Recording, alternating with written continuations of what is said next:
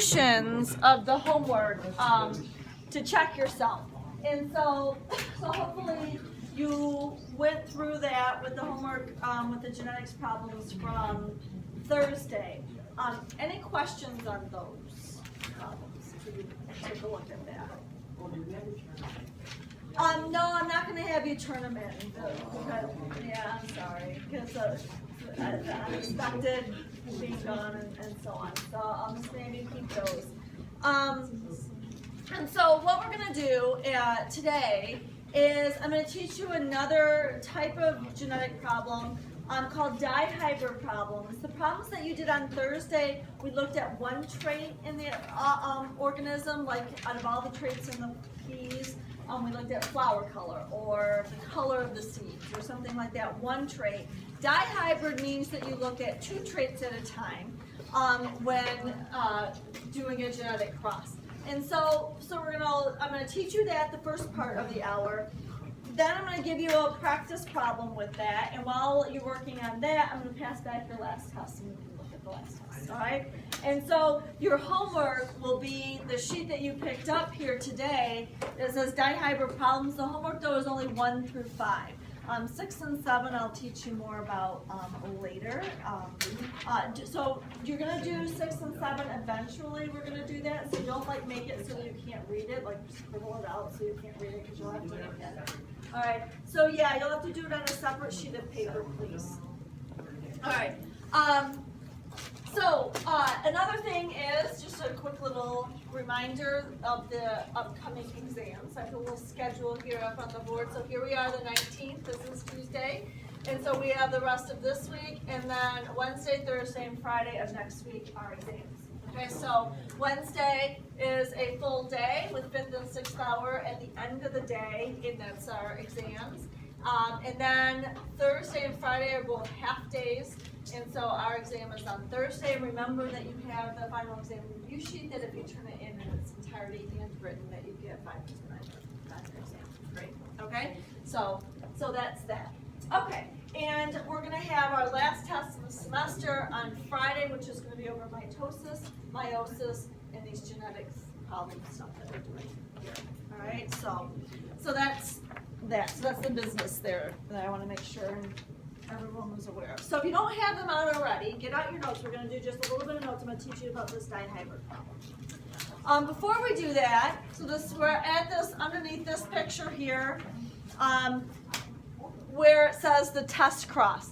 So it says, how can we determine or tell the genotype of an individual with the dominant phenotype? The phenotype is your physical traits. So they have the dominant genotype. They can be big R, or big R, little r. And you can't tell by looking at the individual which one they are if it's complete dominance, if big R is completely dominant over the little r. And so such an individual must have one dominant allele, all right, one dominant allele, but the individual could be either homozygous, the big R, or heterozygous, which would be the big R, little r. And so you can't tell by looking at it. So the answer to figure out whether or not this organism is big R, or big R, little r is to carry out a test cross, breeding the mystery individual with a homozygous recessive individual. So what does this mean? So your mystery individual is your dominant individual. So when you make a Punnett Square, you know that they have a big R that they can give to their kids, but you don't know what the second gene is. That could be another big R, or it could be a little r. And so what we do is we cross it with a recessive individual. Recessives, we know their genotype for sure, the little r. How is it that we can take this dominant individual and cross it with a recessive individual? How would this help us to determine what that second gene is in this dominant individual? How would doing this help? Do you have an idea? Roman?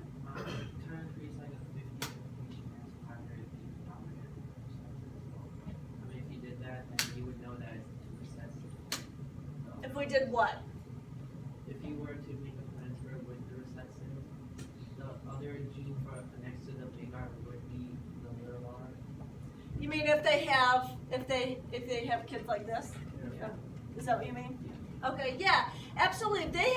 If these two parents, the dominant recessive, have any kids that are little r, little r, and show the recessive trait. That tells you that the second gene of this parent has to be a little r. And so theoretically, you'd expect 50% of their kids to be recessive. It doesn't necessarily always come out that way, but theoretically that's the case. So if you get any kids that are little r, that tells you that the parent has to be a little r. If the parent was a big R, and you crossed it here, would you be able to get any recessive kids ever? No, these guys would all be dominant, and so no matter how many times you crossed them, you'd always get a dominant kid. And so if you get any recessives, and so it's a little r. And this is called a test cross. So if any offspring display the recessive phenotype, the mystery parent must be heterozygous. And this picture here just shows you what I did on the board here. So crossing a dominant, unknown dominant, big P with a big P, little p, with the white, and then these are your two crosses, and you can get some white or no white. So that's just showing that. All right, so let's get into this dihybrid cross. So the law of independent assortment. Mendel derived the law of segregation. Segregate means to separate, by following a single character. Whenever we see the word character, we're talking about a trait. So Mendel focused on all the traits of the pea plant. He focused one at a time. So like the flower color. And when he bred them, he got the F1 offspring. And so the F1 produced in this cross were monohybrids, individuals that are heterozygous for one character. So when he crossed the big R with big R, little r, all the kids were big R, little r. The cross between such heterozygotes is called a monohybrid cross. Now I'll put in parentheses that when you're looking at a monohybrid cross, this focuses on one trait. Mono means one.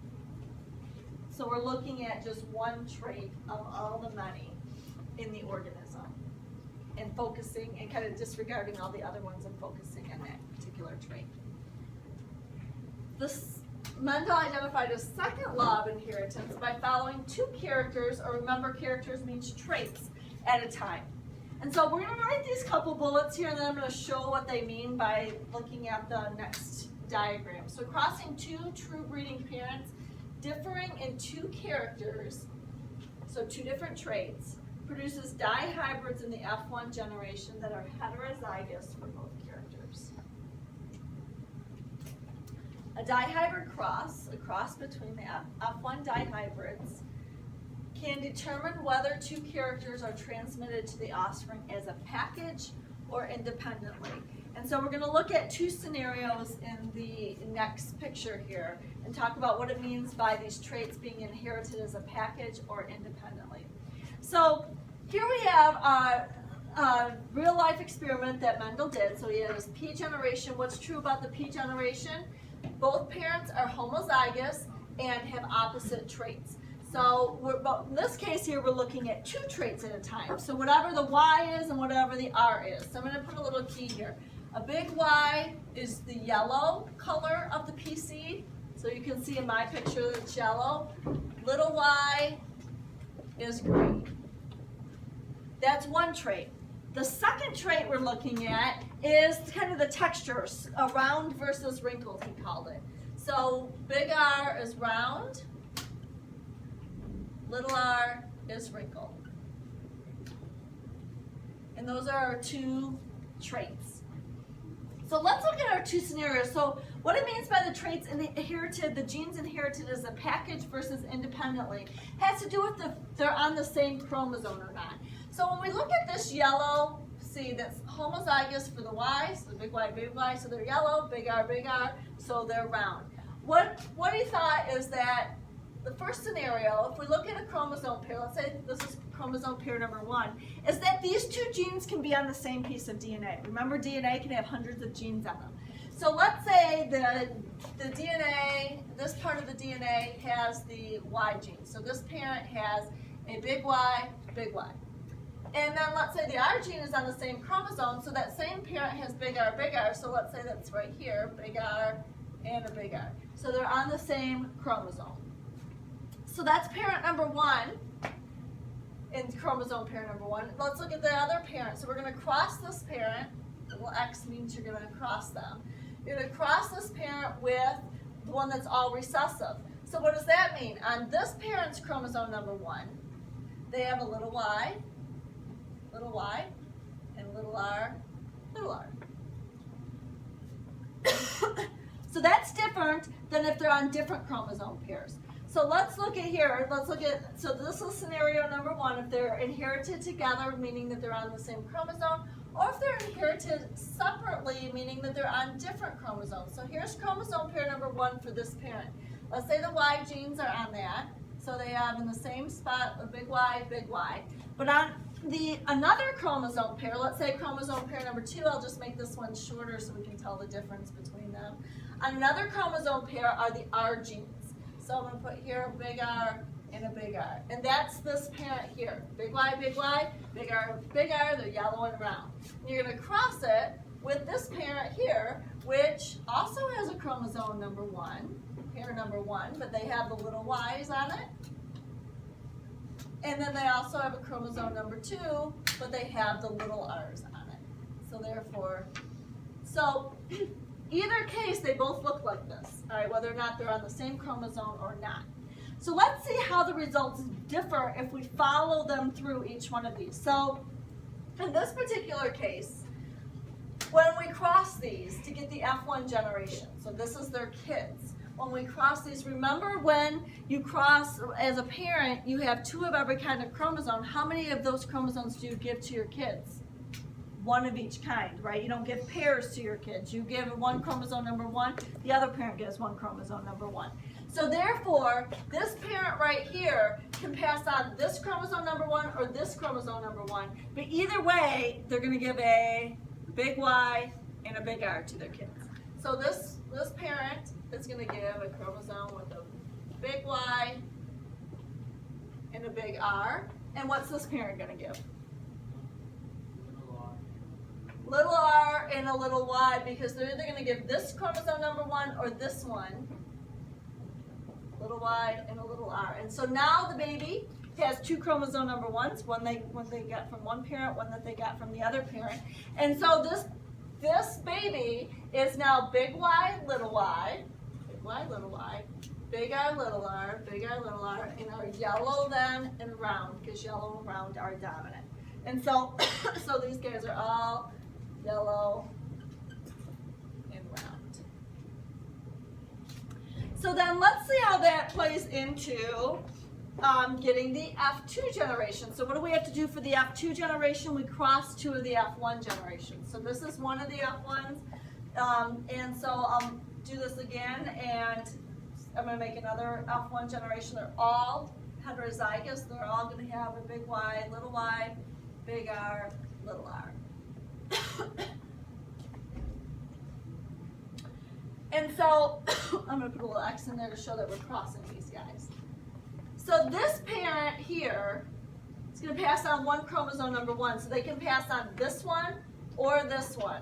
And it's a 50-50 shot. So when this guy goes through meiosis, they're going to make half their gametes with the big Y, big R combination, half with a little y, little r. So now when you look at, disregard this big crossed out thing here, when you look at the Punnett Square, this is why it says big Y and a big R, because this is a combination that they can pass on to their kids. Instead of just 1 letter like we did here, now we're looking at 2 traits at once.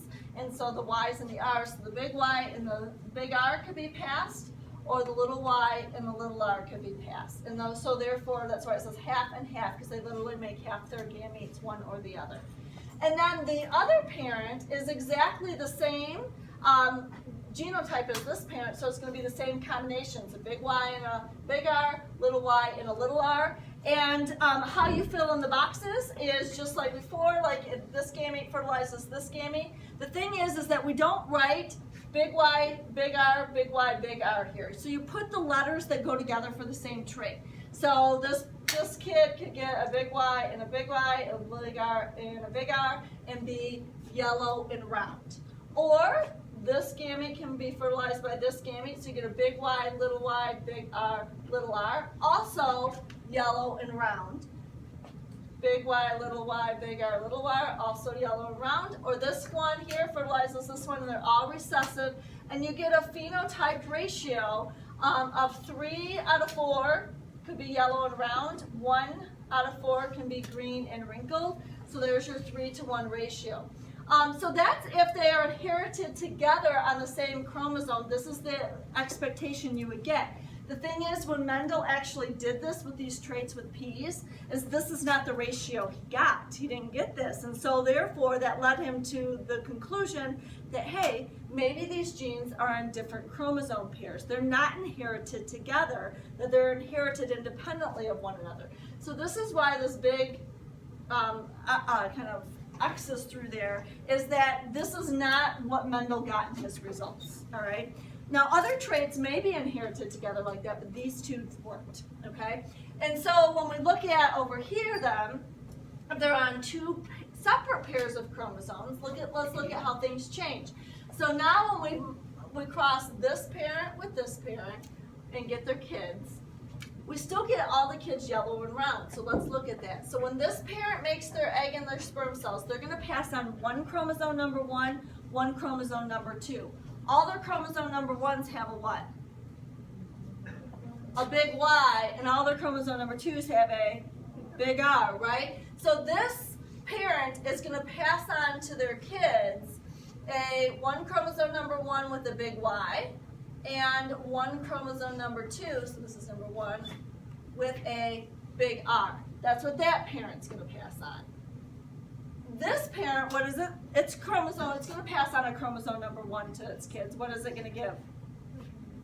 A little y and a little r. So look at here. The kids now have 2 chromosome number 1s, one that they got from their mom and one that they got from their dad. Same thing with chromosome number 2. That gives them the same genotype. They're big Y, big R, little r. They're all yellow and round. All right, so this doesn't vary from what we got here, but let's look at when you cross 2 of the F1s, how that varies. So crossing 2 of the F1s, I'll put here, they have, it's crossing another one like this, and then the chromosome number 2, big R, and a little r. So now we're crossing 2 F1s. Let's look at the different combinations that they can pass. So this particular parent here, remember, it's going to pass 1 of each kind of chromosome to their kids. So let's look at all the different combinations that they can pass. Unlike when we look at 1 trait at a time and they can pass on like the big R or the little r, all right, we have more combinations. And so if we look at this and treat this kind of like foiling in math here, so they can pass on this big Y chromosome, number 1, with this big R chromosome, number 2. So they could pass on the big Y and the big R. And so this is our choice here. Or they could pass on the big Y with little r. So big Y with the little r. And that's all the choices and combinations with this big Y, first big Y chromosome. Or they could pass on, instead of the chromosome number 1 with the big Y, they could pass on the little y. So they could pass on the little y with the big R, little y with the big R, or little y with the little r here. And so these are 4 combinations that this parent could pass on. Because remember, what goes on the outside of a Punnett Square is the possibilities of what you can pass on to your kids through your gametes. So these are your possible gametes. So there's 4 different possibilities. And this parent is genetically identical to this parent, so we end up with the 4 same possibilities there. So now we get a bigger Punnett Square, a 4x4 Punnett Square, so there's 16 combinations that are possible in the kids when we do this. And so when we meet these together here, so we could have a kid that's big Y, big Y, big R, big R, big Y, big Y, big R, little r, and so on and so forth. And you can fill out, and these are all the possible combinations. And then you can get what's called the phenotype ratio. In dihybrid crosses, we usually don't do genotype ratios because there's way too many genotypes, like crazy, the length of the ratio. So we just do phenotype ratios. And notice here the ratio is 9 to 3 to 3. This is a typo. This is supposed to be 1 right here. So it's supposed to be 1 out of 16 down here. And so let's look at how they did this phenotype ratio. So this one here, 9 out of the 16 boxes, mine are color coded so you can see, are going to be yellow and round. And so if they're yellow and round, what's true about their genotype? They have to have at least one big Y and one big R, right? So these guys here, these guys here have to have a big Y something and a big R something. It doesn't matter if it's another big Y or another big R or recessive. And so we have 1, 2, 3, 4, 5, 6, 7, 8, 9 of those. And then this one's green and around, so what's true about its genotype? Two small Y's and a big R, something. All right, so we have these three here. This yellow and wrinkled. Yellow means that they have to have at least one big Y, and it's wrinkled. Wrinkled is recessive. Two small R's. And then this last one right here is green and wrinkled. That's all recessive. So these guys are little y, little y, little r, little r, which is only this box here. So they only have a 1 out of 16 chance of having a kid like that. All right, and this is called a Dihybrid Problem, and this is independent assortment. So what that means is the reason why we get so many combinations is because the way the chromosomes line up. So they can line up, and remember when they line up during meiosis, they line up in their pairs, and each one can line up in 2 different ways, and so therefore you can get different combinations there. And so this is what actually happened in Mendel's experiment with this, and this is how he learned about how genes can be on different chromosomes, and each gene pair is inherited independently of the other, and why you can get more combinations than if they're on the same chromosome there. All right, so let's look at the next thing here. So using a dihybrid cross, Mendel developed the law of independent assortment, which states that each pair of alleles segregate independently of other pairs of alleles during gamete formation. So on those different chromosomes. So this law applies to genes on different non-homologous chromosomes. So the Y's were on a different chromosome pair than the R's. And then genes located near each other on the same chromosome tend to be inherited together, which was the left path of that picture, which isn't what he actually saw, all right, in these particular traits. All right, so what I'd like to do now is, if you look at your sheet, I give an example there, and it says with P's. But I'm going to give you a different example. So we're not going to go through that example because it's actually the same example that I just went through, and I don't want to give you the same one. So if you flip to the next page at the top, there's a box. You're going to do a dihybrid problem. And kind of along the top, I'm going to have you write a couple of things. I'm going to give you 2 different traits that aren't with P's. I'm going to do some real traits with humans. And so let's give, along the top of the box there in the margin there, we're going to look at 2 different traits. Big R, we're going to say more than 5 fingers. Yeah, this is a real human trait. Wait, that's dominant? Yeah. Yep. And little r is fingers, having 5 fingers. So all of us with having 5 fingers, what's our genotype? Little r, little r. Little r, little r, right? If you weren't born with more than 5 fingers or toes, they're little r, little r. This is a trait called polydactyly. And so I chose this trait to give you as an example to squash a misconception that a lot of people have. A lot of people think that just because a trait is dominant, it occurs more often. And that's not necessarily the case. There's no correlation between that, all right? And so more than 5 fingers or toes, it can happen on toes too, is an example of that. So it's just that we don't see it very often because most people are little r, and there's just a splattering of people around that have a big R. Don't we have 10 fingers and 10 toes? Oh, God. 5 fingers. Per hand, sorry, per hand. Sorry. To be specific. Wait, thumbs are fingers? Yeah.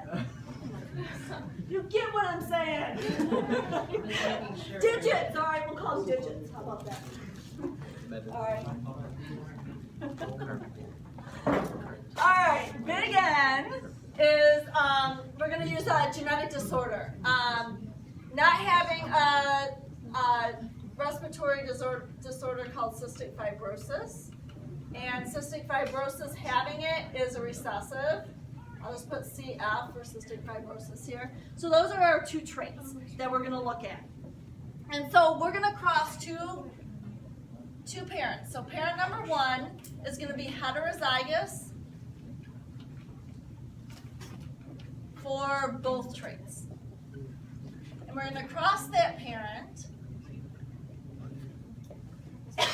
with another parent that is homozygous dominant for the finger trait and heterozygous for cystic fibrosis.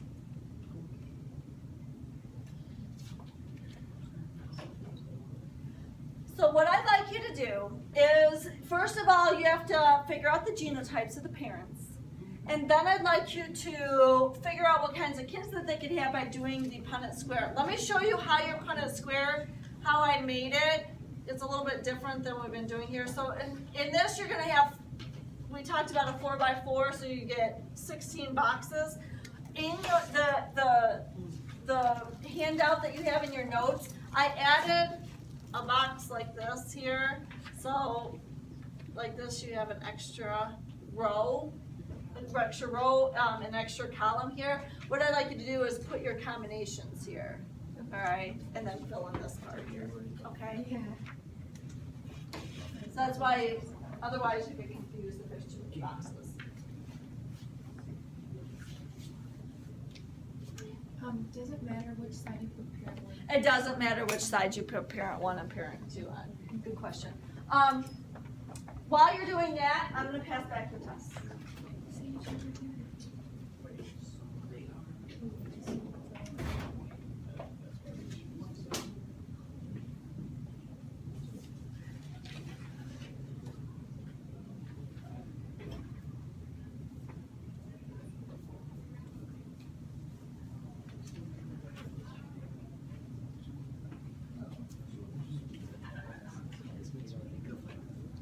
Registered nurse and right now.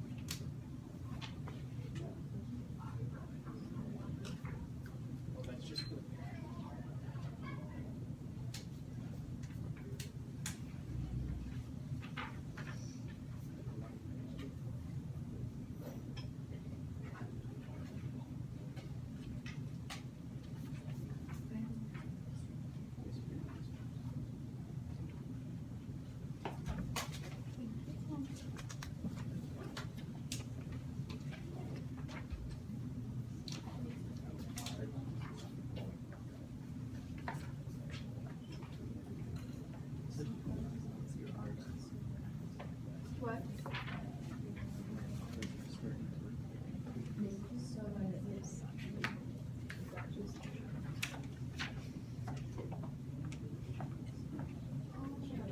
No, it's good.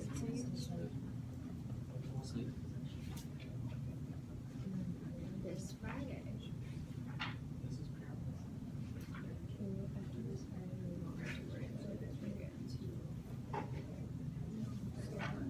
It's like my first assignment.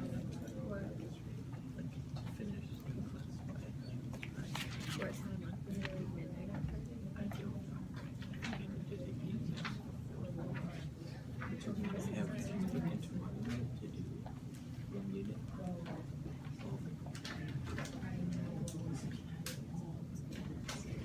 Is this a miscommunication? Is there any way you can get out of it, or you just going? It was more like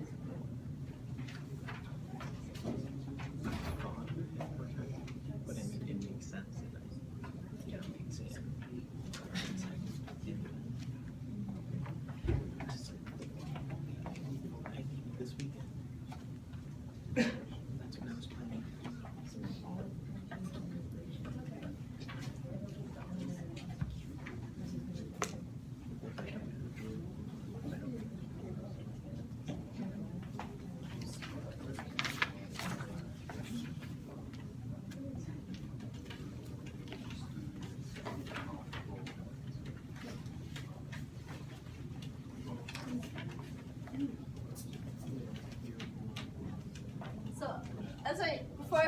the rest of passing it out. I just want to make sure that, because in order to do this right, you have to have it set up correctly. So you should have had parent number 1 if they're heterozygous for both traits.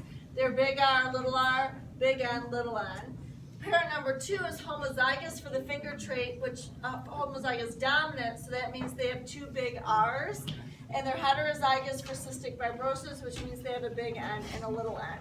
And so, looking at this then, parent number 1 can pass on the big R and the big N, and that's one combination, or the big R and the little n, that's your second combination, or they can pass on the little r and the big N, and the little r and the little n. So that's one parent. And if you put that parent along the side, that's fine as well. And then this parent can pass on this big R and this big N, and this big R and this little n, or this big R and this big N, and this big R and little n. And those are your 4 combinations here. So when you fill that in, what I'd like you to do is to do the phenotype ratio. And so let me explain the phenotype ratio and kind of how it's written. So when doing the phenotype ratio, they usually write how many show the 2 dominant traits, 2, how many show, these 2 middle ones are one being the dominant, one being the recessive. So one being dominant, one of the traits, and the other one being recessive. And then we flip-flop it. The other trait could be recessive and that trait be dominant. So therefore recessive, dominant. And lastly, how many could show both recessive traits? That's the way the phenotype ratio is written. And so, so what you have to do is when you're writing this for this phenotype ratio, unlike with the monohybrid crosses, I told you there's a dominant and recessive and you could write 3 to 1. I would like you for dihybrid crosses to write down the traits, because this one both is dominant, so that would be more than 5 fingers and no cystic fibrosis. But when we get here dominant and recessive versus recessive and dominant, we don't necessarily know which one is which. All right. And so just write the what they are, their phenotype out, okay? And so I'd like you to do that as I continue to pass back the rest of the test. So you're not writing dominant and dominant, you would write what the 2 dominant traits are. Just right there. Rather than dominant, right? Oh yeah, that's supposed to be nice. Yeah, sorry, I get, this should be right here, a big R and a little N. That looks like a little R. If you're separating a little.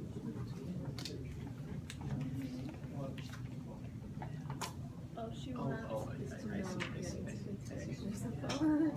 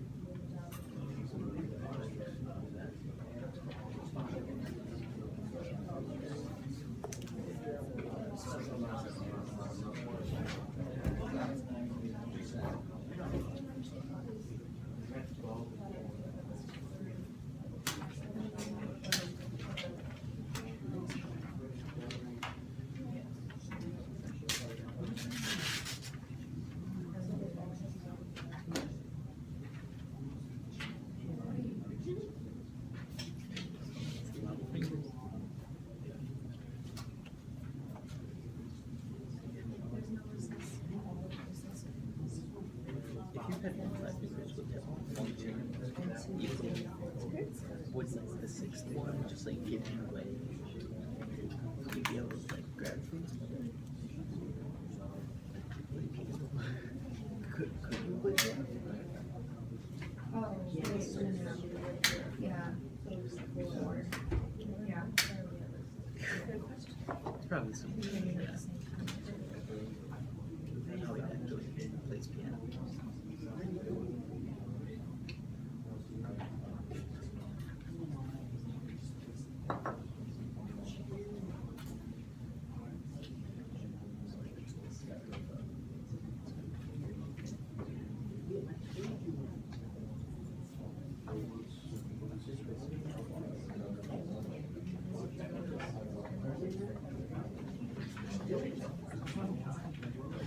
That's really sad.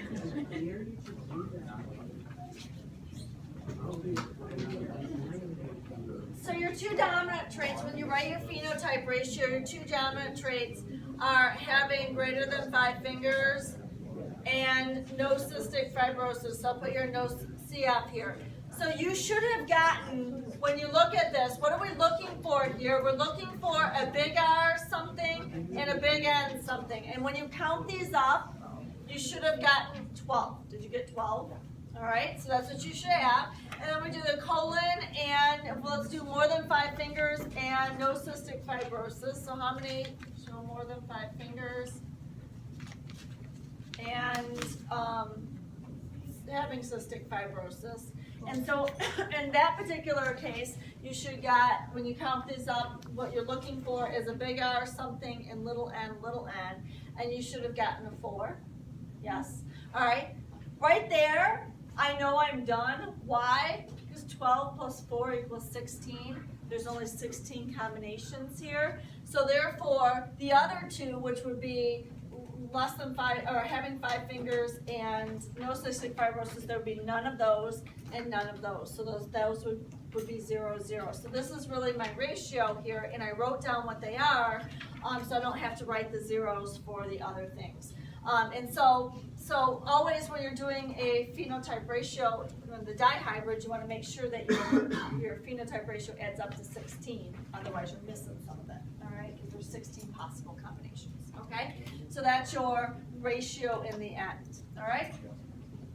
So your homework then is to take this and do this for those 5 problems on the dihybrid problem sheet. Do it on a separate sheet of paper. Dihybrids are one thing that people tend to have difficulty with.